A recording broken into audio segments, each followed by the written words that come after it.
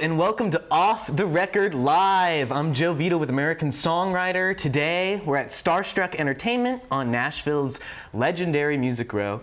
And joining us is beloved actor and singer-songwriter, Kiefer Sutherland. You did that incredibly well. Thank you very much for having me. Yeah, how are you doing today? Great, great. Today is the very beginning of the soft launch for my new record called Bloor Street. And people have been incredibly generous and kind with their time. And again, thank you for having me. So yeah, having a nice morning. Yeah, absolutely. Well, we're so happy to have you here, especially talking about Bloor Street and all the new stuff you're kind of doing. And I'm really excited to kind of dig in today, and we're going to have kind of a conversation first. I want to talk about kind of your background with music, kind of how you came to start releasing your own music, and then building into talking about this record. And then I think you're even going to play us some songs. Yeah, yeah. And so we've got a lot going on that's going to be really fun. So thank you all for tuning in to American Songwriter's new Twitch channel, too. If you're out there and you haven't subscribed yet, I'm looking at every camera. Subscribe, please. I want to talk about your music and kind of the journey you've gone on kind of leading to this moment. And I want to start at like the very beginning, which is, what was music kind of like when you were like a kid or like growing up? Were you a musician then? Were there musicians in your life? No, I think the very beginning you would have to go back to my older brother named Tom, who was the biggest music fan even to this date that I know. And I idolized him. He was a great athlete. He was good looking. He was 7 years older than me. And he played with me after school. He was the guy I wanted to be, and he was my best friend, and I idolized him. And he had one of the most diverse record collections that as I became older, I realized. So he exposed me from everything. You know, I would watch the Jackson 5 cartoon in the morning. And so he exposed me to the Jackson 5, but also Marvin Gaye and Stevie Wonder. And I was also interested in the Beatles because of their cartoon in the morning. And so he would play me all the Beatles records. And then he would play me Elton John because he would record a Beatles record. And so he found these really clever ways to get me interested in various artists. And I've always made the joke that I think I was probably the only kid in grade 1 with an Aerosmith t-shirt. And it was a reflection of kind of how much he not only loved music, but how diversified his collection was. And so I absolutely loved music. It became the score of my life. I discovered it very early. And then my mother, because of my interest in music, wanted me to play violin. And so I went to violin lessons from the time I was about 4 or 5. By the time I was about 7, I wanted a guitar very badly. And she said, well, if you stick with the violin till you're 10, I'll get you a guitar. And true to her word, on my 10th birthday, she got me a guitar, and I never picked up the violin again. And I took it with me everywhere. And to any young folks out there wanting to learn, it takes about a year to get through the bar chords and some basic simple stuff, but then you'll have the best friend of your life, you know, and just it certainly has been for me. A way that I use the guitar a lot, certainly as an actor on film sets, there would be a lot of time in between setups. And by that I mean that we would shoot a master, which was all of the actors in one shot, and then we would shoot singles, and that was one actor at a time, and that's a long process. The guitar was incredibly handy for those moments, and it just, and later on in life it became a really wonderful way to express myself, to tell a story in a more succinct manner, and even poetic. And as I got older and older, I finally got to a place where I really felt like I had something to say. Even sometimes just to myself, to take a moment that maybe had really upset me in my 20s, somewhere where I felt misunderstood, and I could explain it in a song to myself, and then hopefully it would maybe have some impact on someone else. And so it's kind of all grown in a very kind of organic way, from just loving music to using it as a way to express myself and tell a story. Yeah, oh my gosh. When did you first start writing songs? Was that something that you like did early on, or? Yeah, I think the first song I ever wrote, I I think 14 or 15 years old. I think tragically, I think I still remember it. Oh, yes, please.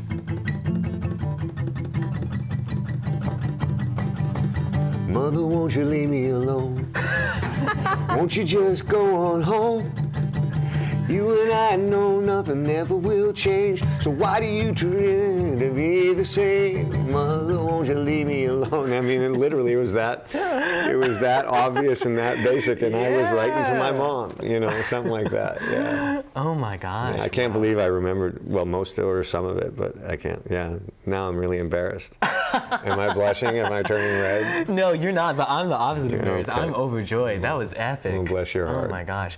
So obviously then, it seems like songwriting has always kind of been an outlet for just kind of expressing yourself.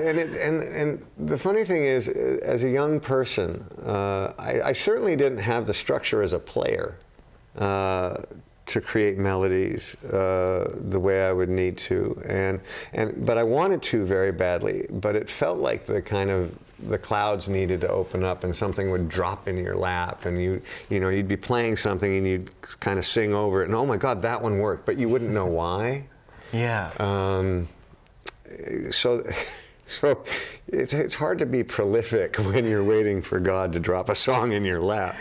So there were far and few between, but it certainly didn't stop me from trying. And then I also had the great pleasure from a very early age of meeting extraordinary musicians and extraordinary songwriters, and most notably a guy named Jude Cole, who he and I were best friends for years, and who produced the first 2 albums that I made, and is an extraordinary singer-songwriter, and I got to watch someone like that make all his albums. I was a part of that time with him, and so you kind of try and pick up stuff and learn as much as you can, and he would, in his best effort, try and help me at times, which maybe was not very easy, but you kind of pick up a thing here or there.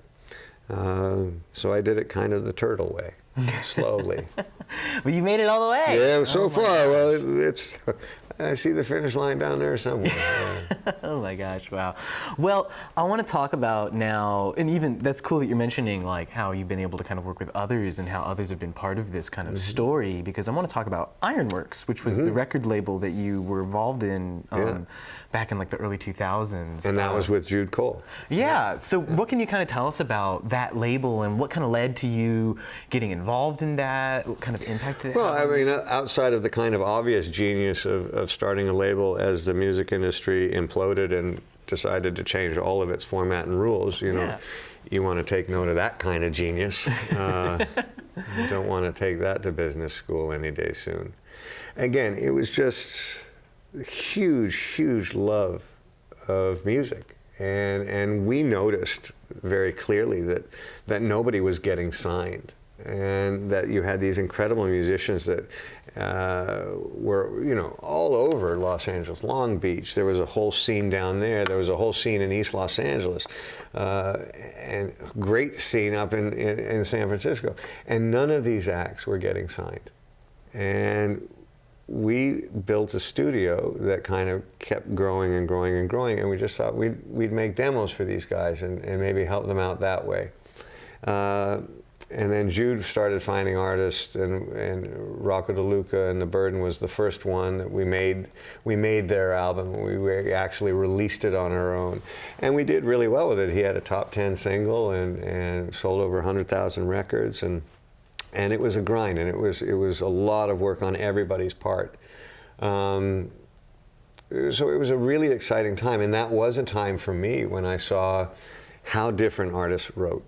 Jude Cole has a way that he goes about things, and it's very different than the way that Rocco DeLuca goes about things, and that's very different than Suzanne and Honey Honey and the way she writes. And so, I'm sitting there in the background going, well, I'll steal that idea. That sounds pretty logical and smart, and that makes sense. I'll steal a little bit of that. And so I started to learn how to kind of at least start an idea of a song, and that was really helpful for me.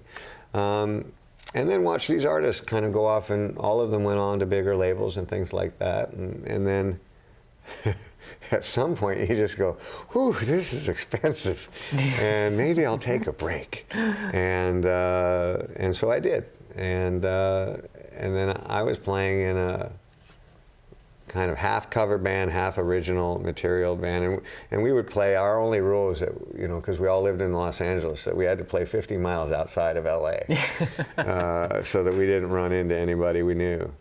And Jude came and saw one of the shows and convinced me to record a couple of my songs, and I will be forever grateful for that, because without him, I would never have had the joy of making those albums, and I certainly would not have experienced the thing that I love the most, which is touring.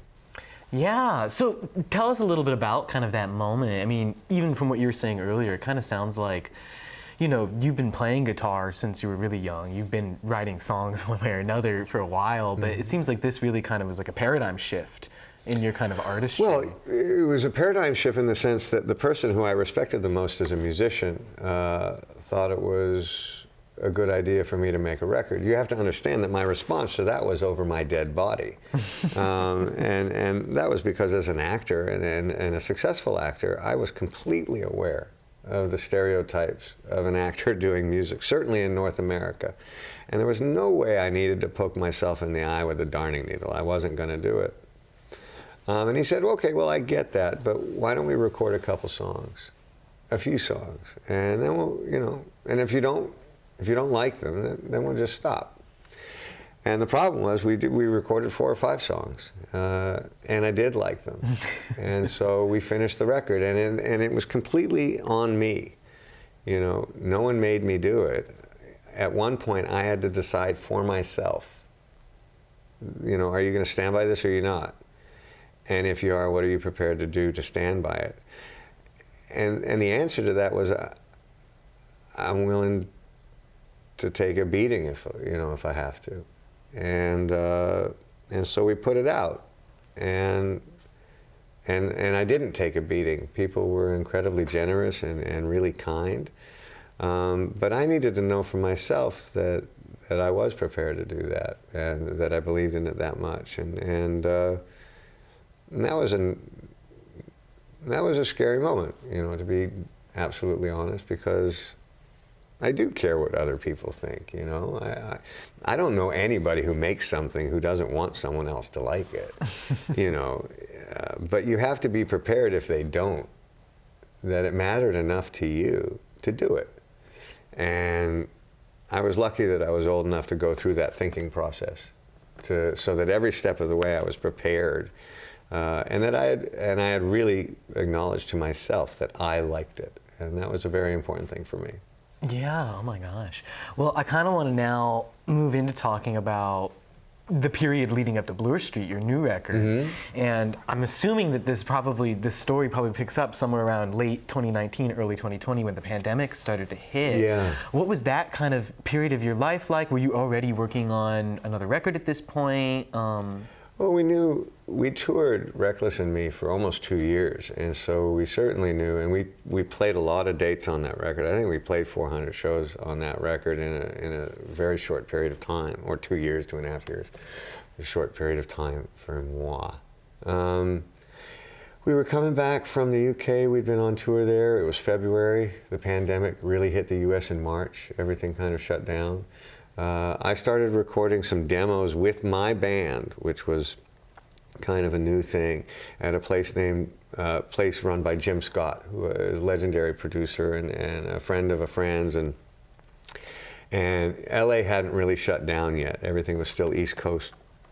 There was East Coast COVID.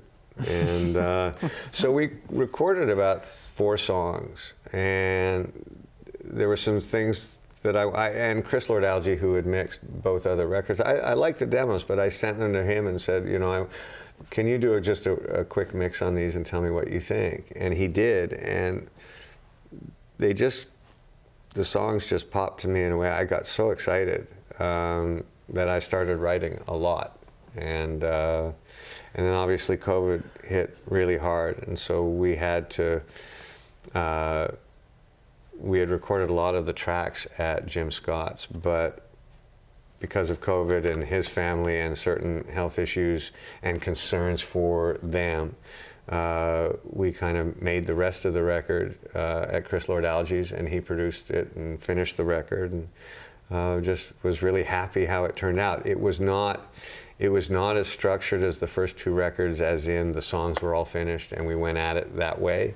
It was really a few songs at a time and then kind of navigating the COVID experience. And while I'm on that, I mean, I had such an interesting experience because I'm hyper aware of the fact that COVID has brought financial ruin to people, that people have lost family members, that this is a devastating time.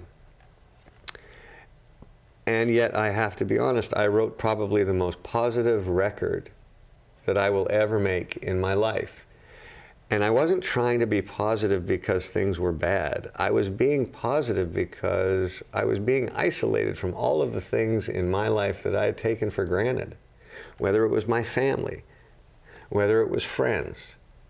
I was in an environment that was certainly more comfortable than most.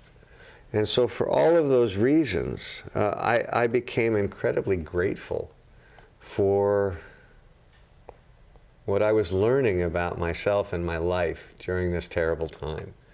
And when I finally listened to the record, kind of all in line in a row, I was shocked about how happy it was.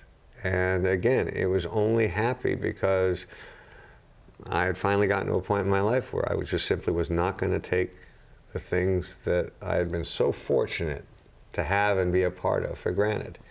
And there was something kind of wonderful about that you didn't have to be, you know, I could feel the cynicism kind of being whittled away from my body. And I'm grateful for that. Wow, that must have been so powerful. It was like losing weight without losing weight. Yeah. Yeah. Yeah, there you go. Well, I think there's a lot of power too in even talking about what you're saying, like the breadth of the experience that was COVID. I mean, it was such a tragic thing, but it was also such a dominating, world-changing thing that there are all of these different elements of it that I think artists have just barely begun to explore. I agree with you, barely begun. I agree. Wow, wow, that's great. Well, I want to talk a little bit about some of like the specific songs on Bloor Street, and I want to start with the title track, which obviously is about your hometown or Toronto. And we were talking just before we started filming here that I had never been to Toronto before, but listening to the song, I was like, oh, I really want to go. Yeah. There's so much energy there, and it's clear that you love it. What can you tell us about it? So I was born in England. I was born in London, England. And by the time I was 3, my mother, my father, my sister, twin sister, and my older brother moved to Los Angeles, where my father was working. By the time I was 6, my mother and father had split up, and me and my sister and my mom moved back to Canada, where our families are from. And Toronto was where we landed. And I'll never forget this story. My mom, I think, in an effort to make me feel better because I'd lost all my friends and starting again from scratch, and she'd gotten me new hockey equipment. And the two of us had to carry the bag together because neither one of us was strong enough to carry it on our own. And we're walking down Bloor Street, and a man comes from behind us and just picks up the bag from both of us. And I'm alarmed, and I start to go after him to say, give me that bag.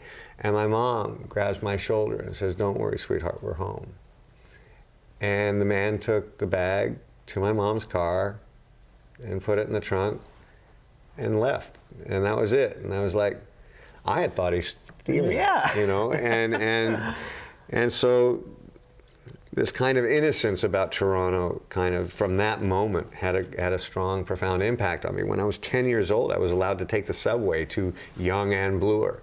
And I can't imagine that now, not only in Toronto, but in any other city. And so it was just my memory of it, and I was shooting a television show called Designated Survivor, and we were shooting that in Toronto. So combined with my memory and this new experience of being in the city for that long and the new friends that I had made, yeah, I had a very nostalgic kind of moment and started writing about this city that'll always, in my heart, be where I'm from. And, you know, they always have that saying, you know, when you leave your hometown or your home, that you can never go back, you can never go home. And I fundamentally disagree with that now, and I think that song is my effort to say, no, home is in your heart and it never leaves you, you know, and that's where that's coming from for me. Oh my gosh, yeah, that's absolutely beautiful. And I have to imagine too that, you know, even thinking about something like the innocence of Toronto in that time during the pandemic, and to be able to share this song. It wasn't. I mean, bad stuff happened there. I mean, I can go back and read newspapers from 1977, and I can tell you some stuff happened. It was just a different time in our society, in the world. I don't know another kid I don't know another person my age that when they were a kid, you know, weren't kind of booted out of the house at 9 a.m. and said, don't be late for dinner, come home at 6. It's just different now. I can't explain why, but it's just different, and I cherish those memories of not only when we were allowed to do that, when we had faith in a society that allowed us to give children that kind of freedom, but just the times we had, they were funny. Yeah, absolutely. Well, I want to ask about another song on the record, which is County Jail Gate. County Jail Gate. This is a great song. It's got a real, you mentioned the storytelling kind of quality of music. It has a great storytelling quality. And thank you. I'm really curious about it too, because I want to hear a bit about kind of the music side of your writing, because this one to me, I was like, this totally has such a Jackson Browne vibe with like the David Lindley type steel cool. on it, everything. So yeah, what can you tell us about this one? Well, on two levels. I mean, I've been to jail a few times in my life, and I used to make a joke about it. You know, I've never been to prison, but I've been to jail a few times, and the first time, you know, the first thing they do is take away your dignity. And you get through things by using your sense of humor. The truth is, I'm hugely embarrassed by the mistakes that I've made that put me in a position that I ended up in county jail for, you know, at one point 3 months, at another point 2 months, you know. All of which was incredibly avoidable, and so I'm certainly not trying to pretend that was a cool experience, because it wasn't. But I was watching a movie, and in the movie they were opening the gates of a prison, and the grinding sound of the weight of those doors opening, I could not help but go, oh God, I know that sound. And then the buzzers and the lights and everything. And it made me feel hollow. And I think it was that sound I associate with an incredible sense of, I was humiliated. And I had a physical kind of reaction to it. And then I just realized that, you know, the sound of the county jail gate, that is something I will carry with me forever, whether I see it in a movie or, you know, driving by jail when it opens. There's just something to the screeching of that sound that will always be personalized for me because of mistakes that I have made. Yeah, absolutely. Wow. And so how does it feel to then be able to turn around and have like that song? I mean, is there a sense of catharsis there singing it? Yeah, and it's, you know, and you know, there's a bunch of things in that song that, you know, are sentences that I either heard or things that I've said or things that other people said in that time, and the excuses that are made. And in the end, you know, you put the song together in the best way that you know how, and hope that it translates, because the song is painful for me, and there's loss in that. But it's not painful because I felt bad for myself. It's just painful because I knew better. You know, it's painful because, oh God, there's a line in the song called "Wasted Time's What's on My Mind," and to know you did that to yourself, you know, how do you get past that? Well, write about it. You know, you don't sing, you don't play guitar, get a journal. We all make mistakes, and I think the sooner we come to terms with those mistakes for ourselves, not only are we more prepared not to repeat them, But I think that's the first step in trying to figure out how to forgive yourself and move forward. And so that song represents that to me. Yeah, and it totally speaks to the power of writing and songwriting that you're.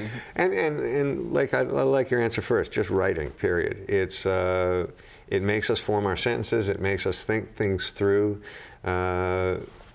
You know, everybody types so fast now, but when I was growing up, everything was in cursive, and you wrote slowly enough so that it would be legible, that it gave you time to think about what you were actually saying. And I find that incredibly helpful. Oh yeah, absolutely. That's a really great kind of illustration of how the world's changed a lot too. Think about that. You guys, I mean, I'm looking out at the people that you're working with here, and you're all incredibly young. I hope you guys cut yourself some slack, because you're going through what is equal to the Industrial Revolution, but it's technological change. And the world is changing faster than humans were meant to adapt. And the fact that everybody's still standing and can laugh every once in a while, I take my hats off to all of you. Yeah, serious. Absolutely. I couldn't agree more. It seems like you mentioned a couple times how part of like your process is that it'll be like a really specific image, or just like like a moment, Absolutely. and then just from that one spark, you can get like a whole song will unravel. Yeah. Well, for me, it's always going to be a sense memory. So, Bloor Street, a friend of mine walking, you know, I stopped at the edge of the buildings. They walked all the way to the corner. The wind hit them. They go, "Oh my God, what is that?" I said, "Oh, that's the wind coming off the lake." Boom. I have my entrance in. I know what I want to write about, and just start writing lines on a piece of paper. Start figuring out how to rearrange them. Try and on the walk home find a melody. So there is a process that I am, you know, starting to get to and understand of how to write a song. But the impulse to write a song about a certain thing is always going to come from a memory. And once I have the memory in my head, start writing about what you see, you know. And that's what works for me right now.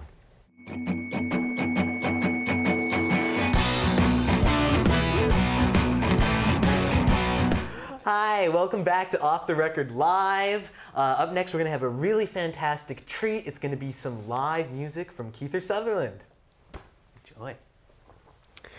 I am playing guitar with a dear friend of mine, Mark Copley, and we're going to do the title track off of Bloor Street right now.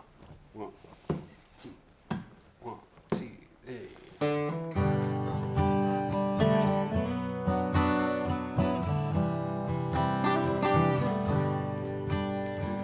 Walking down Bloor Street, make the right on Young. In this old town, and I've gone round for round, this is where I'm from. And I can feel the wind coming off the lake, it cuts right to the bone. And a crooked smile grows on my face, 'cause now I know I'm home. She whispers, "Baby, baby, walk slow. Baby, baby, don't go." The skyline is a friend of mine, she's shining bright tonight. And a gentle snow falls from the sky, so pull my jacket tight. Searching for a cigarette, I fumble for a light. Steel on steel, I can hear the wheels of a streetcar pass me by.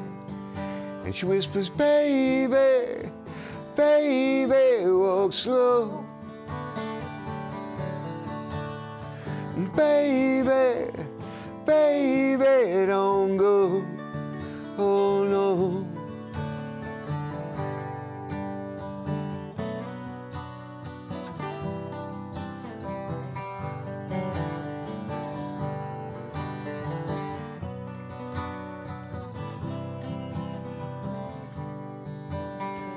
When this city talks to me, she tells the story of my life. Walking through her shadows on a cold winter's night. I can feel that wind coming off the lake, man, it cuts right to the bone. And that crooked smile grows on my face, 'cause now I know I'm home. And she whispers, baby, baby, walk slow. Baby, baby, don't go. Baby, baby, walk slow. Baby, baby, don't go. Don't go. Don't go. And the next song we'd like to play is a song called Going Down. It's the second track on the record, and I wrote it for a variety of reasons, but the essence of this song is really that terrible moment when two people that actually love each other realize that it's not going to work out, and that both of them have done certain things that have made this relationship come undone. There's no one to blame. It's just sad. It's just something that you look, or at least I looked back on a couple images that I thought this could have been something really special, and for a variety of reasons, it wasn't. This is called Going Down.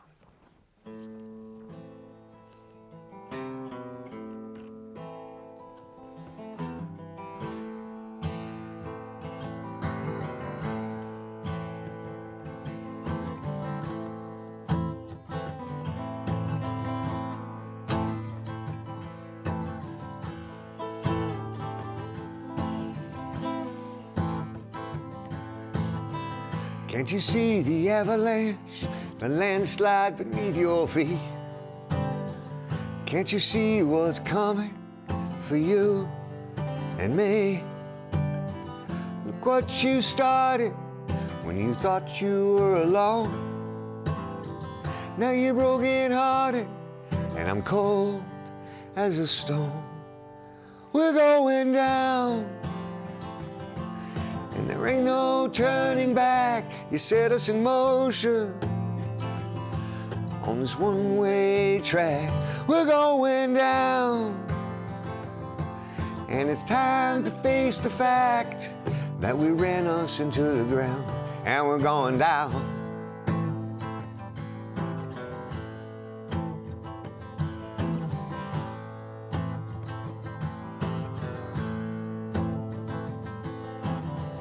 Point your finger, tell your lies, as love dies on the vine. Hang your head and start to cry, 'cause now you realize we're going down, and there ain't no turning back. You set us in motion on this one-way track. We're going down, and it's time to face the fact that we ran us into the ground, and we're going down past the point of no return. There's no house left to burn. You got your flesh, you took your pound. We're going down, and there ain't no turning back. You set us in motion on this one-way track. We're going down, and it's time to face the fact that we ran us into the ground, and we're going down.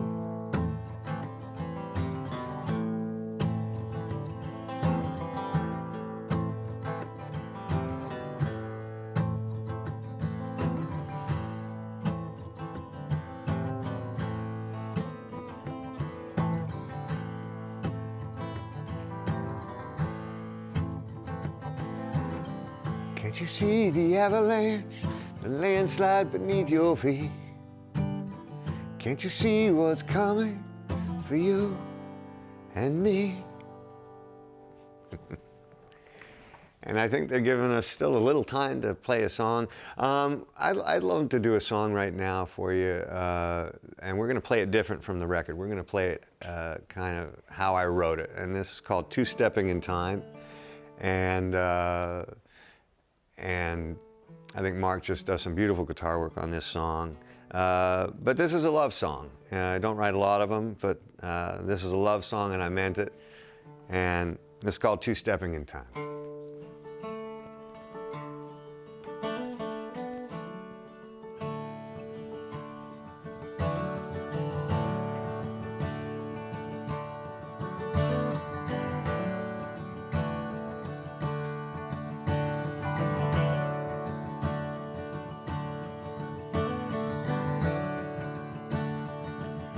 Cigarettes in the ashtrays,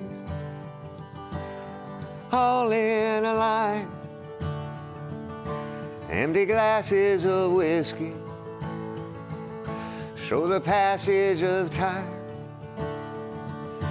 Dancing round the kitchen island with no one left to stare. After you move around me like we're a perfect pair, two-stepping in time with your heart in mine. I get lost in this moment when I see a tear in your eye. Oh, two-stepping in time, follow me and you'll find love could last us forever. Just show me a sign. The fire sparks in the distance, and embers dancing in the sky. And I will love you forever until the day that I die. Two-stepping in time with your heart in mine. I get lost in this moment when I see a tear in your eye. Oh!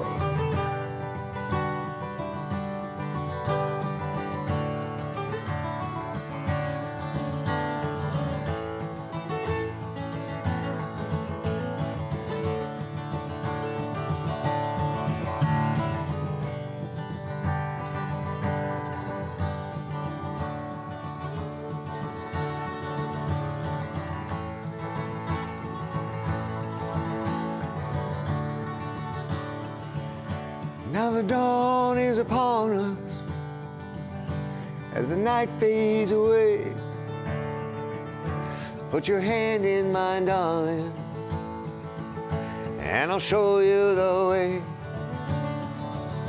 Two-stepping in time, follow me and you'll find love could last us forever. Just show me a sign. Two-stepping in time with your heart in mine. I get lost in this moment when I see a tear in your eye. Cigarettes in the ashtrays, all in a line. Empty glasses of whiskey show the passage of time. Beautiful, well done. Right. Thank you very much.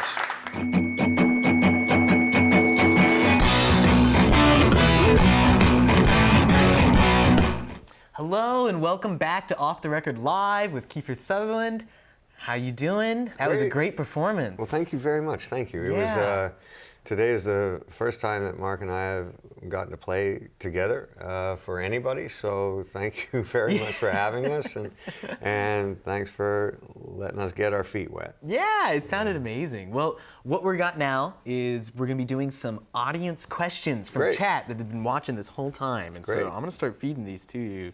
We've got one from Ms. Mel Doe that asks, have you started any new hobbies or activities during COVID? Mel, thank you for the question. I have not started any new hobbies, although I have to say that COVID has made me ruin my backyard 3 times. I haven't been home this long since I can really honestly remember. And we were shooting Designated Survivor in Toronto for 3 years, and then when we weren't shooting that, we were on tour. So all of a sudden, COVID, I was home, and I kept thinking, oh, I should take up a new hobby and fix my yard and do this and that, and just totaled it 3 times. Cost me much more to get it fixed, and so. No, I'm just going to stick with the guitar right now and the work on films and stuff like that. And I hope I get to a new hobby down the line, but I haven't yet. Oh my gosh, you totaled your yard. That's amazing. Wow. From Tora649, we have, who would you like to collaborate with? You know, it is a great question, Tora, and the list is so long, it's not even funny. I mean, there are so many artists that I admire and love. The idea of being able to write with some of them is kind of almost too big to kind of imagine. So I'm going to keep the list to myself, but just know that it's really huge. But when I think of songwriters and lyricists specifically, Bernie Taupin is at the top of my list, who is a dear friend. I just think is one of the greatest songwriters of all time. But again, the list is so long, I think it's unfair to get into it, but just know that there are so many people that I would be so honored to work with.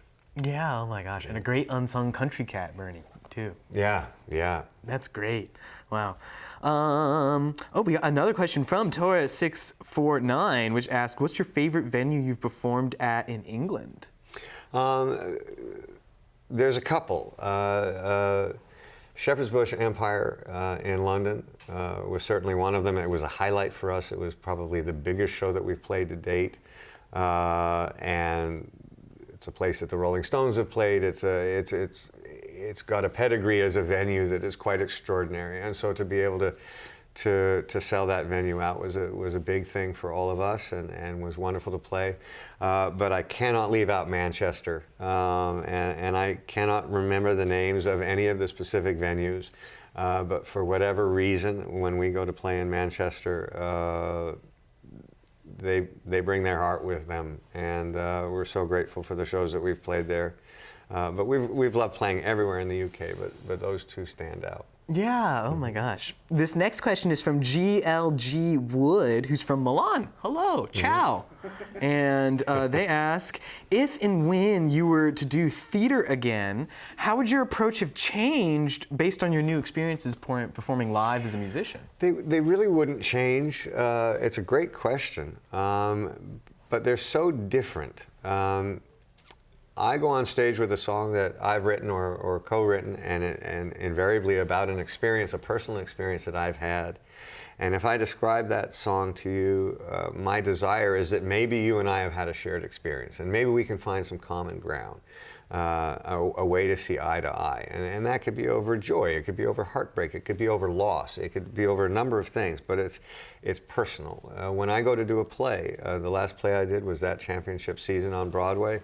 I think 10 years ago, that's always going to have a script, and I'm going to be playing a character. And so there are a lot of rules for that character that I will create along with the writer, but I have a responsibility to the other cast. And so it's freeing in a very different way, but it's not as personal connection that I will have with an audience, because I'm doing it through a character, a vessel.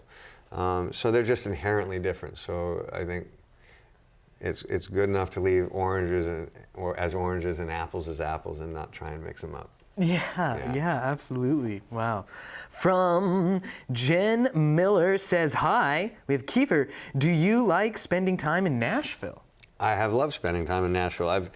I started directing music videos here back in the 80s, so I've watched the monumental change that Nashville has gone through. I remember literally just, on the Strip, I remember, some buildings having nothing to do with music and having nothing to do with clothing, or it was just a much quieter town. Until now, and I have to say, I've had, every time we've ever launched a record, we've done it from here. Every time we've started a tour in the U.S., we've done it from here. And Nashville is just there's a generosity that I've experienced from other musicians and from venues here that I don't really have words for, but they have your back. And so yes, I have a huge crush on Nashville. Yeah. That's a great way to say it. Cheers. Oh my gosh, wow. Okay, we have more audience questions that I'm gonna ask, but this next one's actually from me. Okay. And I'm just really curious, you were talking earlier about Ironworks and kind of the record label stuff and how difficult of a time it was for the music industry then. What do you think of like everything that's happening now, or has happened in the past kind of 5 years now, with streaming and with specifically social media like TikTok really impacting how everything works? Well, you know, again, I still think people are finding their way. With regards to streaming, musicians have to figure out how to get paid, and society needs to figure out how to pay them, because it's not fair. And I'm not speaking about myself by any stretch of the imagination. I'm not trying to sell a bazillion records, and this is not how I make my living. This is a passion of mine, and fortunately for me, as an actor, I was fortunate enough to make a very nice living. But I have seen too many great musicians contribute way too much and have to leave the business because they simply can't afford to raise their children. And I don't think that's fair, and I think we need to figure out a way to fix that. Having said that, I think there have been marked improvements over the last couple of years to do that, and so I am encouraged and hopeful.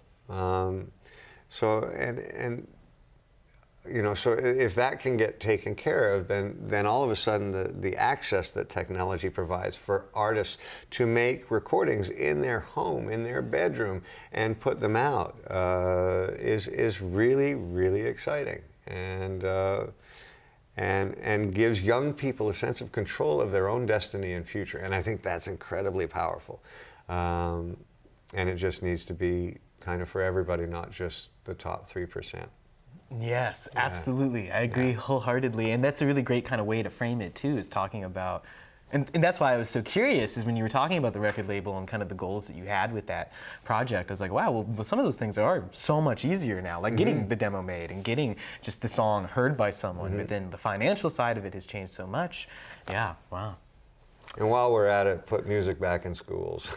Yeah, well, that's absolutely, and in a lot of varieties too. I thought your story earlier too, with like the violin, was funny, and I feel like that like idea of even music education is so much more accentuated now, where like kids will grow up loving like hip hop music in their lives, and then they're like the limit that their music education program at their school goes is like, well, here's a clarinet. Well, and lucky for those people at the school that has a clarinet. Yeah, that's true too, absolutely. If I look back on my life and I think back of the 70s and the 80s, and I think of all the people that I met through, whether it was band practice or orchestra, and just all of the different kind of exchanges, whether you have on a personal level, on a creative level, on a musical level, the impact is huge. So anybody out there that is supporting and has any grassroots organization that is supporting, helping to get music school back into regular school, I will be out there with you.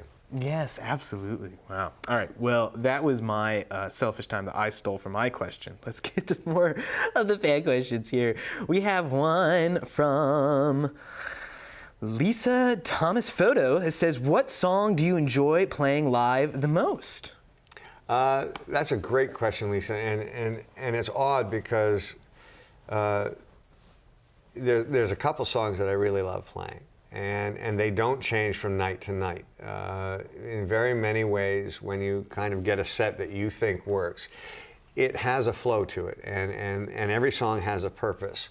But the barn burners are always going to be the most fun. And there were two really fun ones to play on Reckless and Me. And one is called This Is How It's Done, which is a real honky-tonk kind of barn burner. And the other was called Agave, which is more of a kind of 70s rock guitar hook kind of burner too. They're songs that get the audience up on their feet and moving, hopefully, and and they are a lot of fun to play. They're also towards the end of our set, and so I know that when we finish, we're going to all go have a drink. So there you are. that helps a lot, Yeah, doesn't it doesn't hurt. Oh my gosh. Well, that's pretty much all the questions that we have for you today, Kiefer. Thank you so much for taking the Absolute time out of your pleasure, day man. and Thank you speaking so with much. us and answering the questions for the folks at home. Yeah. It's been such a joy. The music is so great. And so Well, thank you so for much. stopping If by. I was looking at the wrong camera, thank you guys out there for spending this time with us, and thank you guys very much, and God bless you. Cheers. Yeah, absolutely. So Kiefer's new record, Bloor Street, is going to be out January 21st, 2022.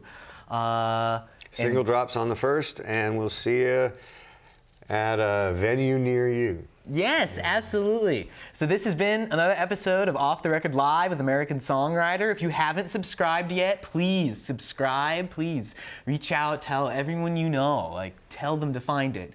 And thank you to Starstruck Entertainment for hosting us. I'm Joe Vito. Thank you so much for tuning in.